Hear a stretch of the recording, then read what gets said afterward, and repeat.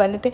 ये आटा का था, मिट्टी नहीं मिला था, इसलिए आटा का ही मैंने बना लिया। तो वहाँ पे देख सकते हो आप लोग, कलश रखा हुआ है, कलश से ही मैं जल चढ़ाई थी। फिर गुड्डे गुड़िया को कपड़ा पहना रही थी। कपड़ा पहनाने के बाद फिर मैं इन लोग की शादी करवाऊंगी।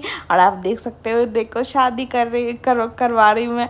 गुड्डा अपनी गुड़िया को सिंदूर लगा रहा है, कितना प्यारा लग रहा है ना, है ना, क्यूट सा, है ना। फिर मैं इसको 5 बार सिंदूर लगाऊंगी, फिर इसकी शादी हो जाएगी। फिर शादी हो जाने के बाद इसको मैं बरगद के पेड़ के नीचे रख करके सही से फिर से पूजा करूँगी। तो आप लोग देख सकते हैं, देखो चरण पे रखूँगी उनको। चरण में रखने के बाद अच्छे से फिर इनकी पूजा करूँगी मैं। मेन पूजा तो यही होता है बट सावित्री व्रत में। और पता है, किसी को गुड्डा गुड़िया नहीं मिला था, मुझे भी नहीं मिला था मार्केट में, लेकिन मैंने तो बना लिया था। और बनाने के बाद फिर देखो, सब वहाँ पे सब मेरे गुड्डे गुड़िया को सब पूजा किए थे, मैं बना के ले गई थी। तो और आप देखो कितने क्यूट लग रहे हैं ना। वहाँ पे फिर पंखा भी रखा हुआ था, क्योंकि मैं पंखा भी लेके आई थी। पंखा से ही पूजा होता है, बरगद का पेड़ को ना पंखा से वो हवा देते हैं, झेलते हैं उसको।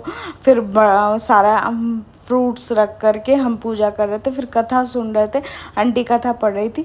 फिर कथा पढ़ने के बाद हम वो मौली से 7 बार मौली लेकर के घूमते हैं। फिर यहाँ पे आंटी मेरे को सिंदूर लगा रही थी।